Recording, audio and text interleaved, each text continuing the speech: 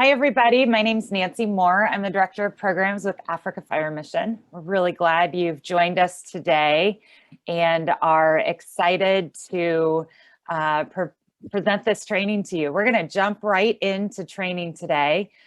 Just a couple of reminders to mute yourselves and also unmute yourselves if you have questions. Howard is our instructor today, and he'll introduce himself further. But we are just really excited to start what's actually going to be, I think, a 4-week series on hazardous materials with various topics over the next few weeks. So welcome, everyone. Jose is not with us today. He's traveling, and will be back with us next week. But we're glad you're all here. And just want to start with a couple words of encouragement for you. And I think about every day, the work that you do and the work that you want to do. And today, as we start this hazmat series, there's a lot of work that I know many of you want to do, and you may not have the equipment to do. And so my encouragement today is, as you hear this topic, as you think about the way to operate safely, as you consider the best ways every day to do your job, I want to encourage you to think about what's your best next step forward. And what can you do to encourage yourself, to encourage your bosses, to encourage the community to help you take that next step forward, to be safe on the job and to do well. So I just wanted to share those words of encouragement today. You are able to do more than you can imagine. And I really believe that through the strength of God and the encouragement of each other and coming together as a group. So thank you. And Howard, I'm going to pass it on to you today. Hey, good morning, everybody. Let me share my screen.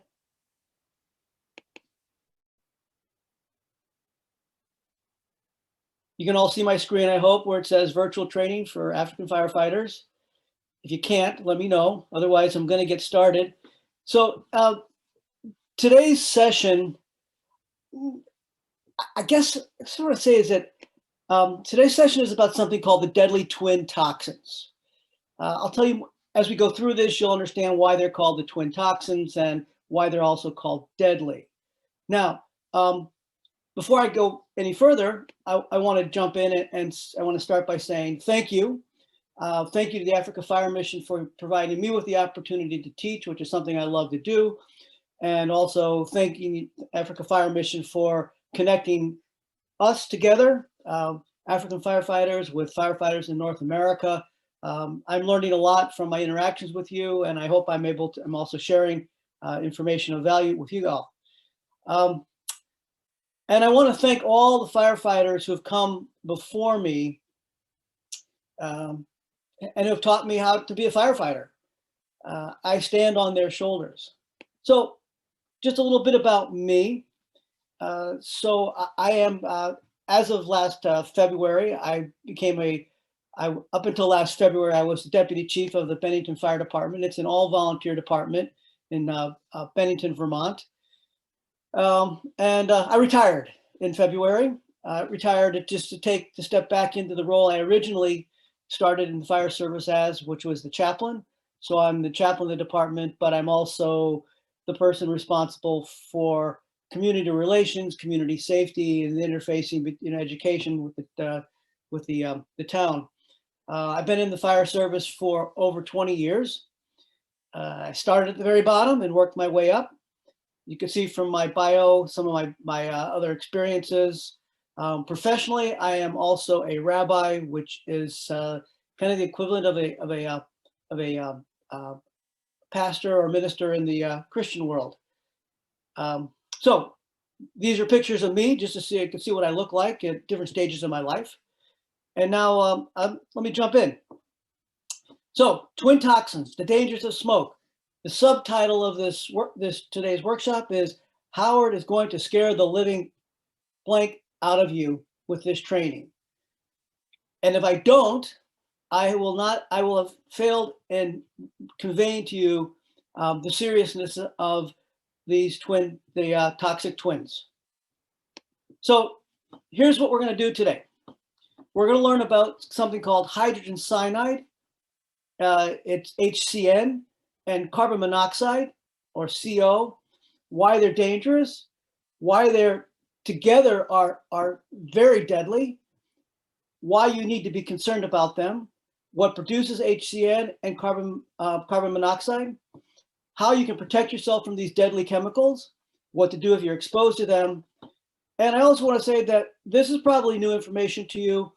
And I have to say that in the United States, it's only been in the last 10 to 12 years that the seriousness and the danger of these twin toxins has really come to the forefront. So I am pretty sure that this is going to be pretty new stuff to you, as I know it is for a lot of firefighters in North America. So, and consequently, it's really important to share this information and learn about it. So the other reason why it's important for you to know about HCN and CO and how deadly they are is because you have people who care for you and who depend on you. Your partners, your colleagues, your family, and the people you service as firefighters. So understanding the dangers of HCN and CO together is really important. So it's always worth it to remember these words from Chief Alan Brusani. He was a fire chief in one of the in Arizona, in a big city in Arizona. So he reminds us, we risk a lot to save a lot. We risk little to save little. We risk nothing to save nothing. And that's really important to keep in mind, especially once you understand how dangerous HCN and CO are in combination. Okay, so I'm going to show you a couple videos today. So let me log out of, I'm going to stop sharing this screen and go to another screen. I'm going to show you these videos because they're going to present the material, some of this content in a way that is better done visually than just having someone talk to you. So let me stop sharing my screen now and go to the next screen.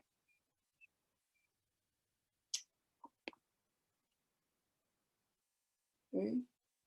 Back to sharing screen.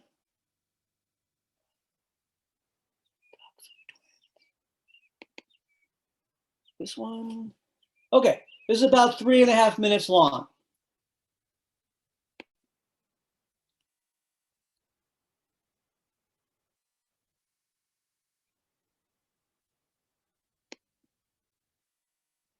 In today's structural fires, smoke inhalation causes 8 times as many deaths as burns. That's because where there is smoke, there are toxic gases. 2 of the most deadly gases are carbon monoxide, or CO, and hydrogen cyanide, or HCN, known as the toxic twins. Together, they combine to create a toxin that can cause cardiac arrest at the event and sudden death.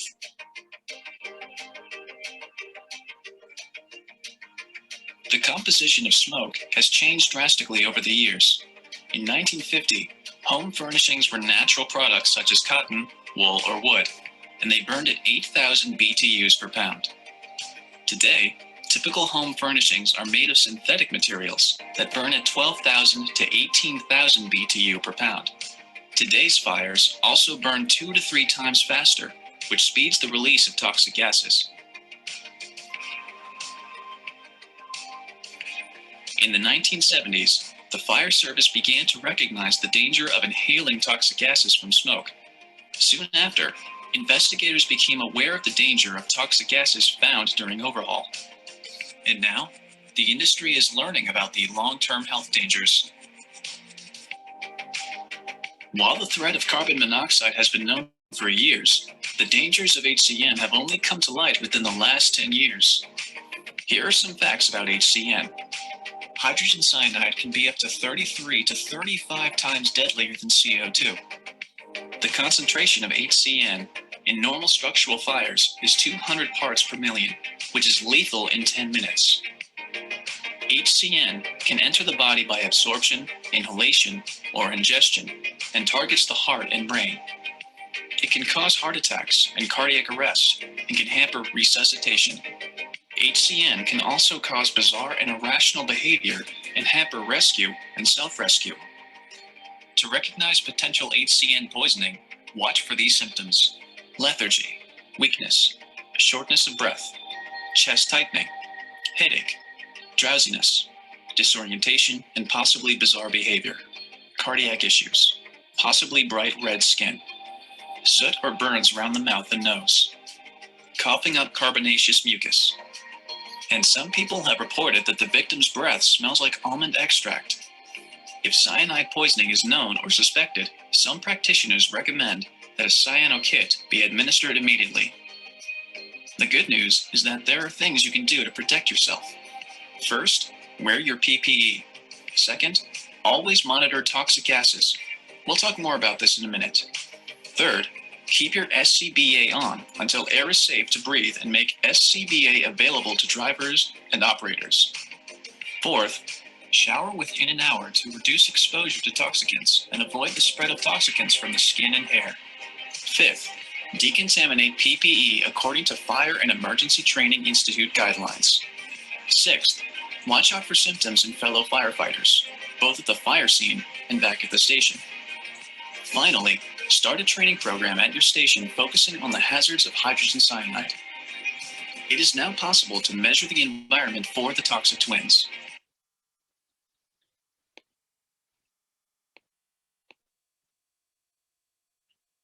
Okay, let me get out of this screen and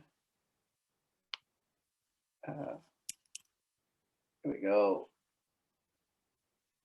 and get back to this screen. And where am I here?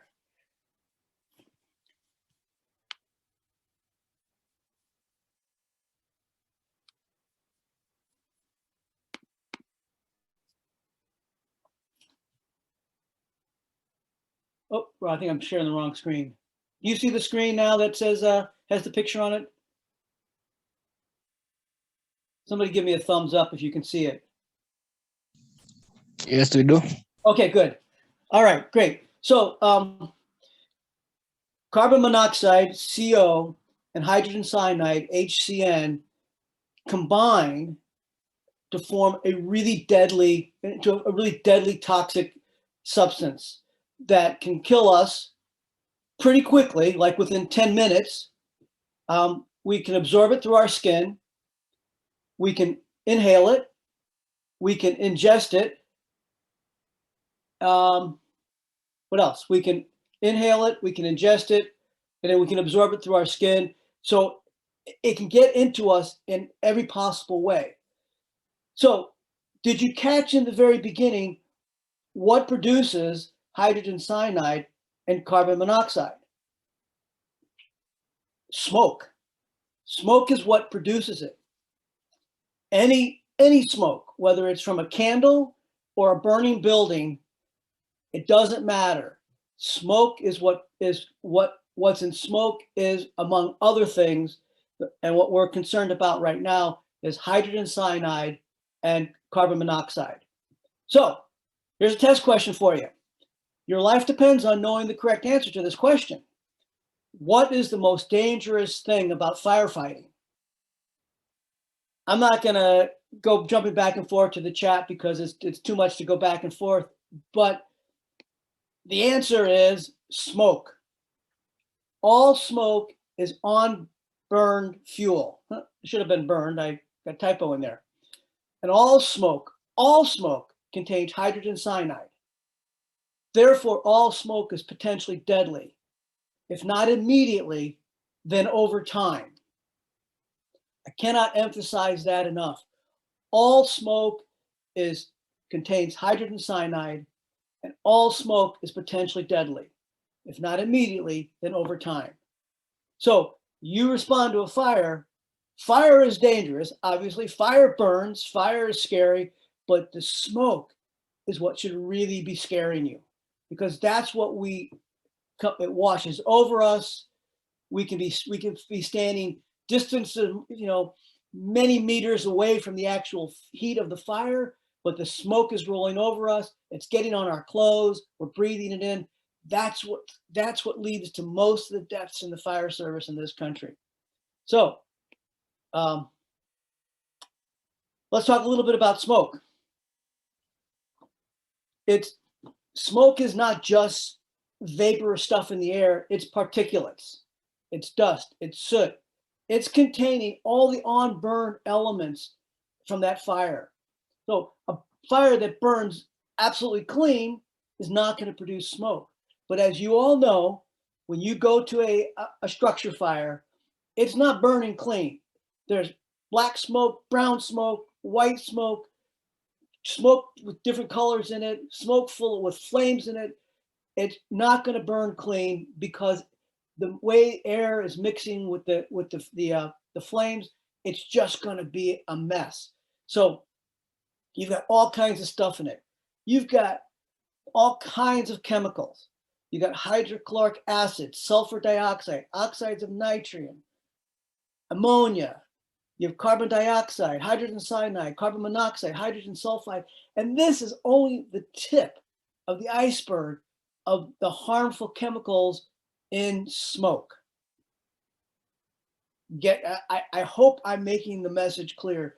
Smoke is deadly. Smoke is dangerous.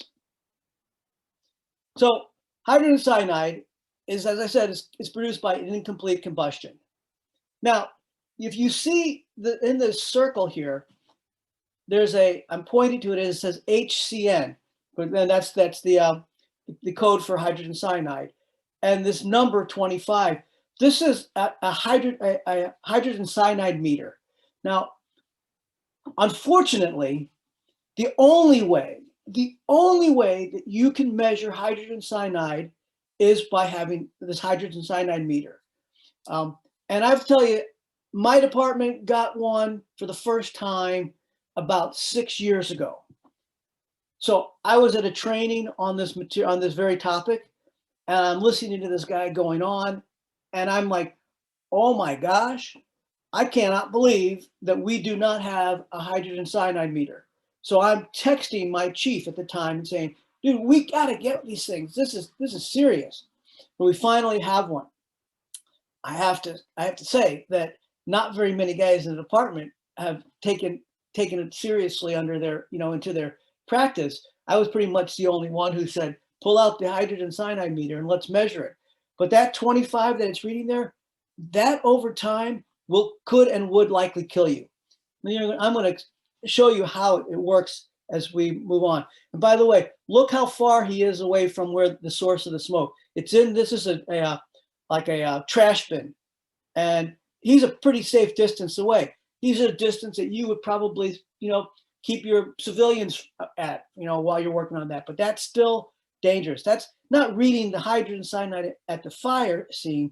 It's right there where he is. All right. So take a look at this little matrix here. Why do I have this thing down here? Got a couple of unwanted notes there. There we go. Okay. So here's your smoke. Okay. Smoke can do two things. It can harm you now, or it can harm you later. With smoke, what do you see? You don't see a lot of stuff. Mostly all you see is the big stuff, the soot, the particulates. But what you don't see is all these things that I mentioned before. So the point here is to show you that the stuff that's going to make you sick, the stuff that's going to kill you, is the stuff that you cannot see.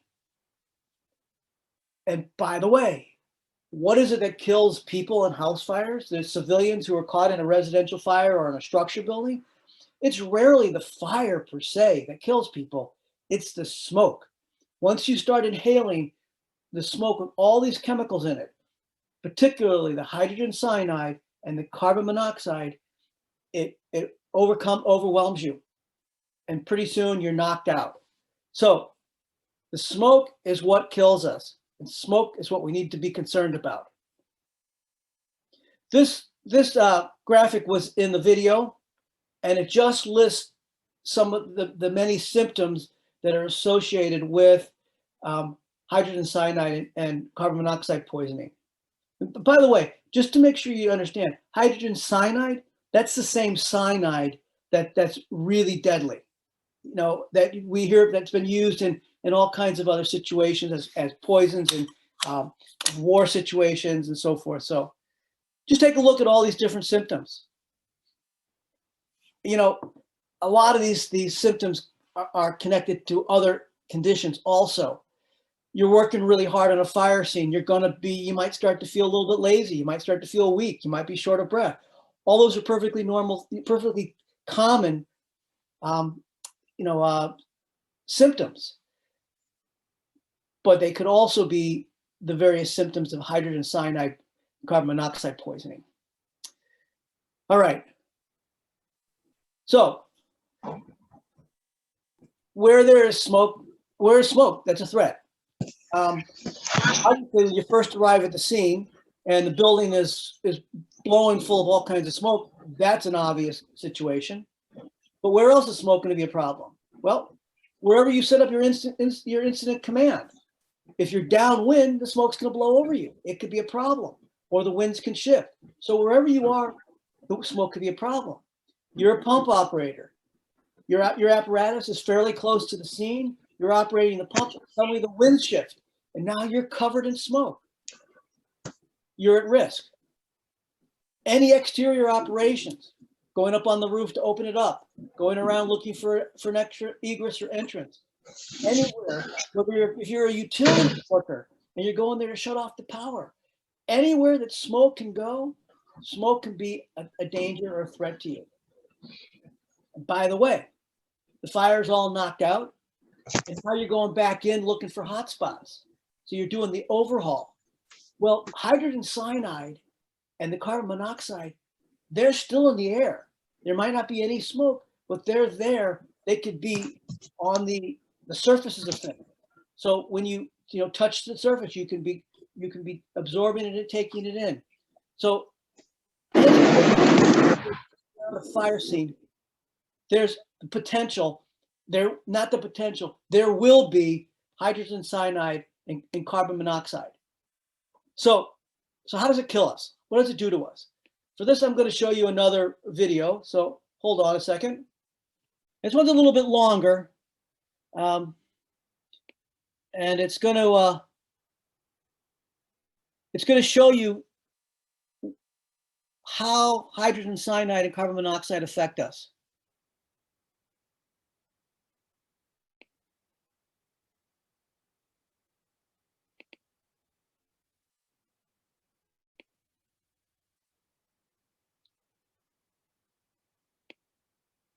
Have been exposed. First, let's find out what cyanide does to your body. So here's a guy who obviously doesn't know what he's breathing. At the molecular level, hydrogen cyanide is a cyanide molecule, which is a triple bonded carbon and nitrogen atom, which is bonded to hydrogen to become airborne. And, well, this isn't a chemistry class. What you really need to know is how it kills you. Dr. David Penny, a PhD and world-renowned toxicologist, created the following animation to illustrate the deadly and destructive impact of cyanide and carbon monoxide in your body.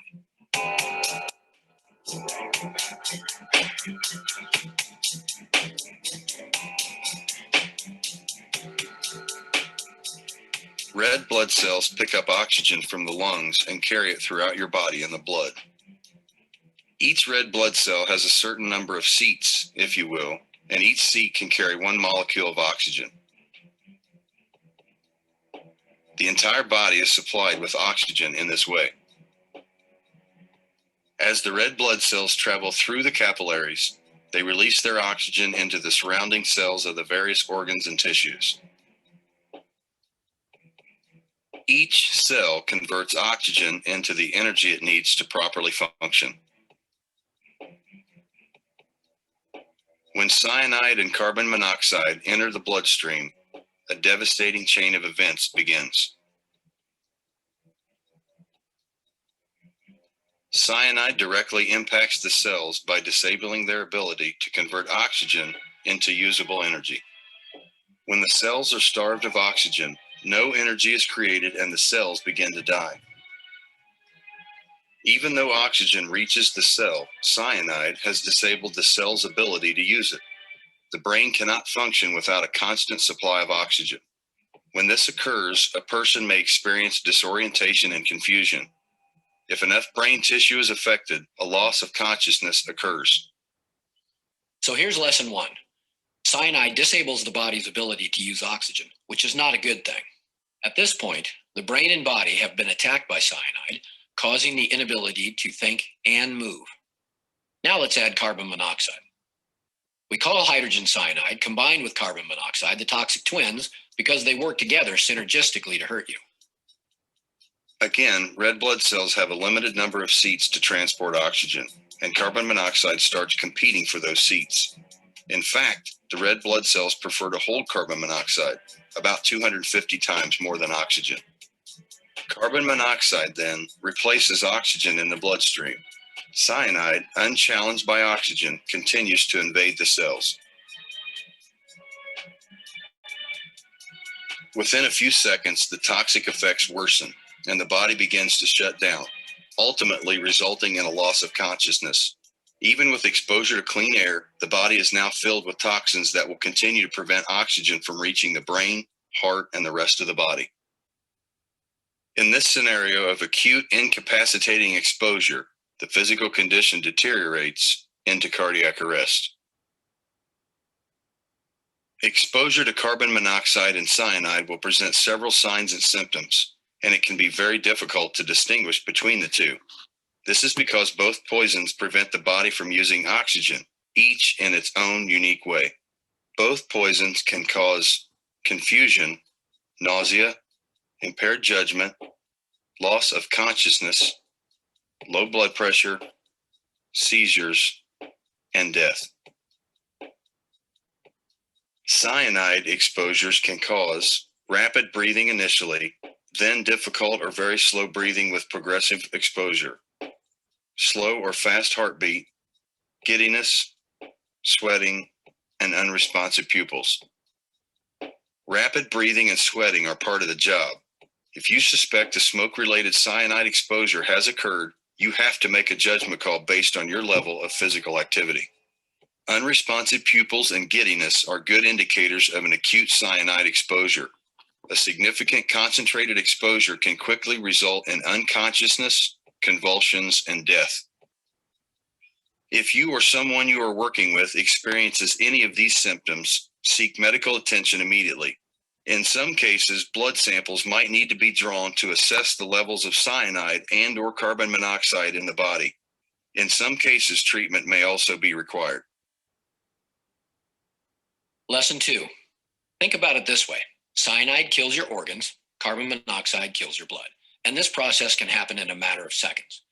Nobody's immune, whether you are a firefighter or a civilian. In fact, someone in great physical shape is in even more danger. A healthy cardiovascular system transports oxygen more efficiently throughout the body. Likewise, it will transport carbon monoxide and cyanide more efficiently. Keep in mind that just because you walk off the scene doesn't mean carbon monoxide and cyanide didn't affect you. These toxins also have devastating cumulative long-term effects. Over a long period of time, firefighters exposed to low levels of cyanide and carbon monoxide in fire smoke suffer chronic problems at rates much higher than the general public. Your blood, brain, heart, and other organs are left with a wake of damaged and destroyed tissues and cells which build up over time. Dead cells in the heart and brain do not regenerate. Instead, they become connective tissue, much like a tendon or a ligament. Over time, this diminishes the heart's contractile properties and its ability to function effectively. This damage shows increased instances of various painful and dangerous conditions, including weakness, chronic lung problems, heart disease, heart attack, stroke, and brain damage, possibly leading to dementia. So you've learned how hydrogen cyanide and carbon monoxide kill you or slowly disable you from performing the job. Now let's learn how to prevent it.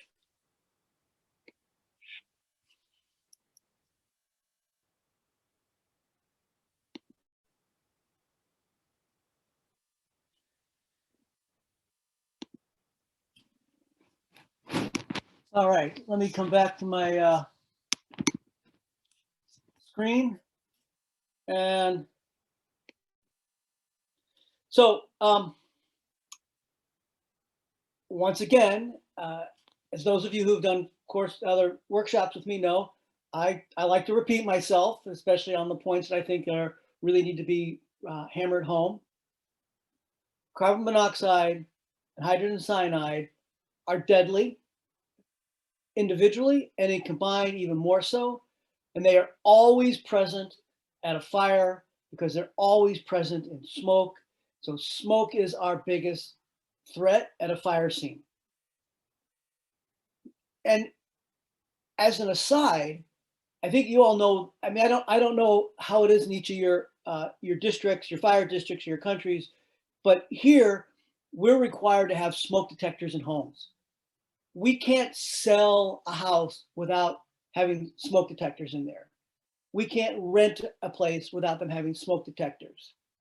And but actually, we're now using a very specific kind of smoke detector because there are two different kinds. But the reason why you need to have these smoke detectors is so that you can detect the smoke early enough to be able to rescue yourself if you're just a civilian. The problem so often is that people their smoke detectors don't go off, and they don't have them going off, and they're breathing in all this deadly smoke, the hydrogen cyanide and the carbon monoxide, and it overwhelms them. Then they fail to rescue themselves or to take the proper action because the smoke overwhelms them. That's why smoke is what kills most people here in North America in residential and fires. So how do we keep ourselves safe as firefighters? The number one thing to do is to wear your PPE, your personal protective equipment. Now, here's where I'm a little concerned with respect to presenting this to you. The only way you can protect yourself from the smoke when you're wearing your PPE is if you have on self-contained breathing apparatus, SCBA, some sort of breathing device. And if you don't have those, you really can't protect yourself from the harmful chemicals in the smoke.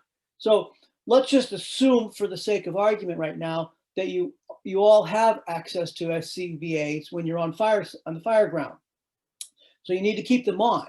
You need to be on air, and you need to stay on air when you come out of the actual burn area, because it's the smoke that's coming with you that's carrying out. You want to stay on that air as long as you can. It's not good enough to come out of the burning building and rip off your mask so you can breathe fresh air, because you're still breathing in all the chemicals around you.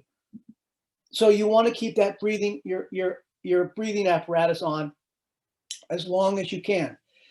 You want to have SCBA for your pump operators, for anyone who's working in the exterior part, but close to the building. If you don't have SCBAs, it's really hard to protect yourself from these harmful toxins. And I don't honestly know what to tell you to do. I mean, maybe some sort of face covering would give you some protection, but I've never heard that. Here it's like SCBA. Wear your SCBA. The other time that you need to make sure you have the breathing apparatus on, if you have them, and I don't know what to tell you to do if you don't have them, but it's when you do your overhaul. That's what we call when you go into the building after the fire is knocked down, and you're either looking for hot spots, or you're doing some investigation work, or you're looking for, unfortunately, victims. But even after the fire is out, those hydrogen cyanide and those harmful chemicals, they're there. So the other thing you need to do is that you need to wash yourself off as soon as possible after you get out of the fire, get back from the fire scene. Here now, more and more we wash our gear right there at the scene. The fire is knocked down, we're wrapping up. we take out one of the hose and we hose off all of our gear. We scrub it off with a brush to get all that, the harm chemical stuff off of us, because it does stay on you. And if you get back into your vehicles, whether it's your personal vehicle or you get back into the fire truck and you're covered in all that soot and smoke and stuff, you know, you're just putting that into your fire truck. You're bringing it and you're exposing yourself for the long haul. Now, it's not going to be the kind of, exposure that's going to knock you out right away, but over a long period of time, if you're constantly coming into contact with that stuff, because it doesn't really go anywhere unless you wash it away, you're increasing your risk for harmful side effects. So we clean our gear at the fire ground, wash it off, hose it off, get it back when we get back to the firehouse. We throw it into our laundry system. Now, that of course creates a problem if you only have one set of PPE. What do you do while your gear is drying? No, there's no quick answer to that. And there's no cheap answer, because the only real solution to that is to have a second set of PPE. But as we all know, it's really expensive and a lot of departments can't afford to do that. So wearing your PPE. Oh, and I skipped over monitoring. If you have an HCN meter and can monitor with it, use it. If you don't have one, you can't monitor it. You just have to assume that it's there, and the exposure, and you're potentially exposed to it. So you should also be watching out for your colleagues to see if they're showing you any signs or symptoms. Here's the downside though. Carbon monoxide poisoning, go outside, breathe in fresh air, you're good. You can't get hydrogen cyanide out of your system. The only way to get that out of your system is through a chemical. And to be honest with you, it's not readily available. I have been told that in a hospital in my town, they don't have the cyano kits. So if we have someone who's exposed and is showing all the signs and symptoms of a hydrogen cyanide, and carbon monoxide poisoning, they don't have the drugs to offset it. So that's a problem, but still watch the symptoms, because maybe fresh air will help. Maybe there's other things you could do. Start educating your colleagues about the dangers of smoke. There's a long history of, let's be tough. We're firefighters. Let's run into the building. But if we make ourselves sick and we kill ourselves, we're not good for anybody. Says that the expression goes, the ones who provide care, they don't take care of themselves, they're no good to anybody. So teach your colleagues about the dangers of the smoke and why it's not a good idea to just stand there and let it wash over you, and why it is a really good idea to wash your gear as often as possible. There's no glory, there's no heroism in showing up in turnout gear that's all dark and soot covered, because it doesn't make you look like a smart firefighter. It doesn't make you look a tough firefighter. Frankly, once you know about hydrogen cyanide and carbon monoxide, it makes you look like a dumb firefighter. So do a training program, teach your colleagues, and again, wash your gear. It's important to the best extent that you can, given your means. Here's some things to remember as we kind of go into the home stretch. Your turnout gear soaks up toxins and later off gases them. So don't think that you can, it's not important to wash your stuff, because your gear is off gassing. Anybody who's left gear that's been in a fire in the trunk of their car or in a closed room, know that it will smell pretty awful. Our gear and our skin get coated in high levels of potentially carcinogenic compounds. And that's why it's really important to wash ourselves as much as we can. And extreme heat helps chemicals enter through the skin. Look at the statistic. With every 5 degrees that body temperatures rise, skin absorption rate increases by as much as 400%. Keep that in mind. You're going into hot zones. You're exposing yourself to these chemicals. Take care of yourself by treating your PPE with care and love, and taking care of yourself too. Okay, test question number 2. Your life depends on knowing the correct answer to this question too. When is the time of greatest risk of exposure? If you said it's all greatest risk, you get a half credit. But the greatest risk is that during the overhaul, because this is when we think it's safe. Fire's mostly out, still some embers, they're smoldering, but this is actually when the fire is at its most toxic because it's burning with the least efficiency. So even though there's not a lot of smoke building off, it's not burning real hot anymore. So it's just offing these gases. So the overhaul is really the most dangerous time. And that's, of course, the time when people say, hey, I don't need to have my PPE on. I don't have to have my breathing apparatus. But that's not true. Okay, we already covered this one. And at this one, it's sort of a set of questions to ask your colleagues. You know, sort of test their knowledge and prompt them to learn more. Ask them, what is smoke? What's it? Where does it come from? Why is it caused? What's it contain? What makes it dangerous? What's the concentration of these elements in there? What's the exposure time? You know, how much smoke can I take in before I'm really going to put myself at risk? What am I benefiting if I run into a building and I can't breathe? Am I really going to be of much use for anybody? How long can I be useful to somebody if I run into a building and I'm breathing in that stuff? And what about the long-term effects and their consequences? How's this going to affect my family, the people who love me, my career, my ability to earn a living? So ask yourself these questions. Is it worth it? Is it worth it to expose yourself to all this smoke? We risk a lot to save a lot. We risk a little to save little. We risk nothing to save nothing. So, as I always like to do when I wrap up, I like to finish with this quote. And it is, we don't rise to the occasions, we fall back on our training. So train, and which is all what you guys are doing. It's great having you here with me today. Again, I hope, I'm going to stop sharing for a second.